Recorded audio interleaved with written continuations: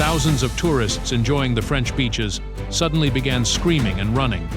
Within just a few minutes, massive waves over 16 feet high crashed into the shore, sweeping away everything on the sand. There was no storm, no heavy rain, the sky was still clear and blue. So, what caused this scene that looked straight out of a disaster movie?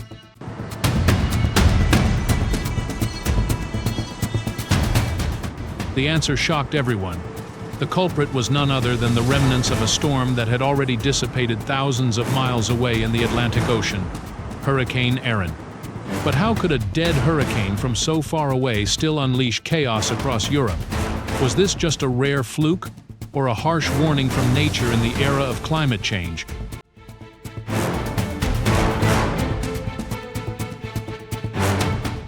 To understand why those freak waves appeared, we need to trace back the journey of Hurricane Erin.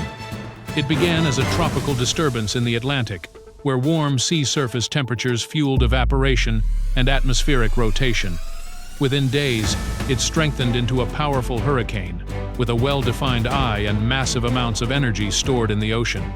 Erin tracked north-northeast, avoiding the Caribbean, and never making landfall in either the United States or Europe. On the map, it appeared to weaken as it encountered cooler air. But even after being downgraded to a tropical depression, Erin left behind an invisible footprint in the ocean: long-period swells. These powerful waves traveled across thousands of miles, eventually slamming into France's coastline like a nightmare in the middle of the tourist season. On the 27th of August, wave monitoring stations in Gironde recorded heights reaching 17.7 feet, an extraordinary figure for summer, when the sea is usually calm and welcoming to vacationers.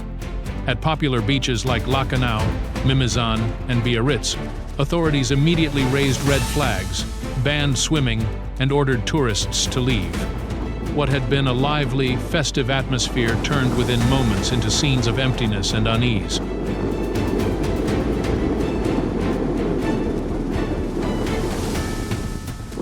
Those waves quickly became a genuine threat, forcing local authorities and residents into emergency action. Météo France, the French weather service, issued yellow alerts for at least 6 coastal departments. They highlighted the danger of large swells and especially rip currents, deadly forces that account for hundreds of drownings every year. Lifeguards broadcast constant warnings over loudspeakers, put up extra signs, and even patrolled the beaches with rescue vehicles. Yet, not everyone listened. Some tourists, curious or reckless, still approached the shoreline to take photos, unknowingly putting themselves in harm's way. Lifeguards warned that the waves didn't always strike immediately. Sometimes, the sea stayed calm for minutes before suddenly surging, strong enough to drag a person dozens of feet offshore in an instant. Erin's reach extended far beyond France. Along the Atlantic coast, several countries felt the impact. In Portugal and Spain, the rough seas damaged, anchored boats, and forced small harbors to shut down. In Ireland, waves swept into coastal parking lots, damaging vehicles and seaside structures. In England, even the beaches of the southwest flew red flags, an unusual sight in peak holiday season. So, why were Erin's waves so dangerous? The key lies in understanding the kind of waves it left behind, an often overlooked but extremely hazardous phenomenon: long-period swells. Unlike short, choppy waves created by local winds, long-period swells can store energy and travel thousands of miles across the ocean. When they finally hit the shore, they combine with local winds and tides, creating waves several times higher than normal. In other words, Hurricane Erin may have died at sea, but the energy it injected into the ocean kept traveling. That's why waves up to 16 feet appeared in France, Spain, and Ireland, regions that never experienced a direct tropical cyclone. Meteorologists also warn that in the age of climate change, this phenomenon is becoming more likely. Warmer seas mean stronger storms, which last longer and generate more powerful swells. What was once considered rare could soon become the new normal for many European coastlines.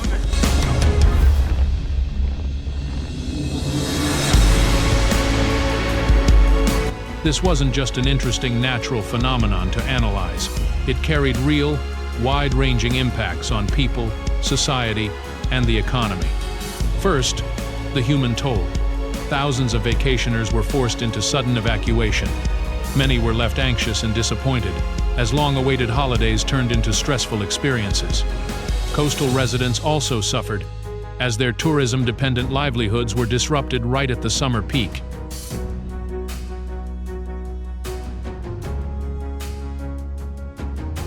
On the social side, the media and social networks were flooded with images of closed beaches, red flags, and raging waves. The scenes resembled tsunami warnings, sparking widespread unease. But on the positive side, that viral attention helped spread awareness quickly, keeping many people safe.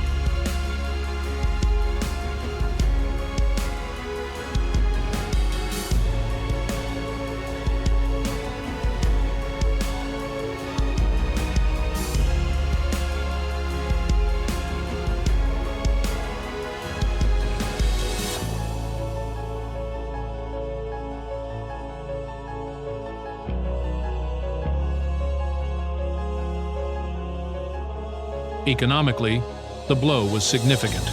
Resorts, restaurants, and beachside shops lost large numbers of customers during prime season. Fishing boats were damaged, ports temporarily shut down. The losses couldn't match a direct hurricane strike, but they were enough to strain local finances.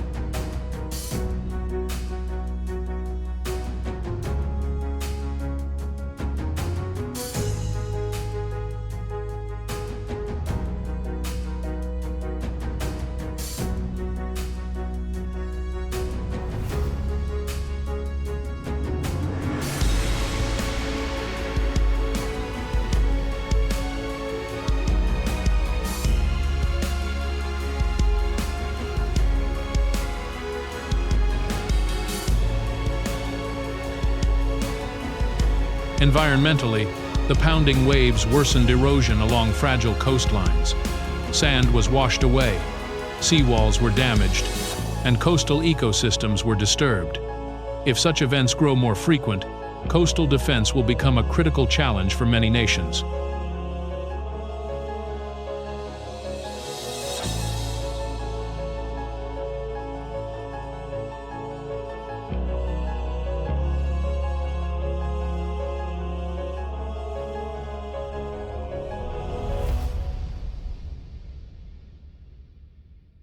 The waves spawned by Erin remind us once again, natural disasters don't respect borders. A hurricane thousands of miles away can still create danger at your doorstep. Forecasting and warning systems must therefore account not only for where a storm goes, but also for the indirect threats it leaves behind. Tourists and locals alike must understand the dangers of rough seas. When the red flag is raised, the safest choice is to obey and stay away, because a rip current can overpower even the strongest swimmers in seconds. At the same time, European governments must strengthen cooperation on data sharing, early warning systems, and coastal infrastructure. Waves and storms don't stop at borders. Without preparation, events once considered rare will bring heavier consequences in the years ahead.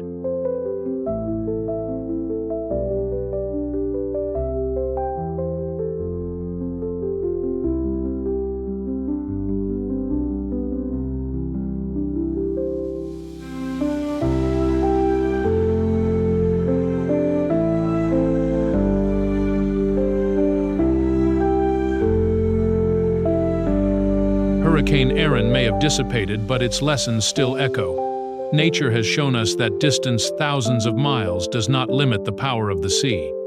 In a world warming every day, the extraordinary can quickly become the ordinary. Hurricane Erin may have dissipated, but its lessons still echo. Nature has shown us that distance thousands of miles does not limit the power of the sea. In a world warming every day, the extraordinary can quickly become the ordinary. Erin was not just a storm that passed. It was a reminder that nature can knock on our doors at any time, anywhere, and preparation remains the key to survival in a world of growing extremes. Thanks for watching this episode of Raging Planet. If you found this story important, please hit like, leave a comment, and subscribe for more powerful insights on climate, nature, and humanity. And don't forget to turn on notifications so you don't miss future videos.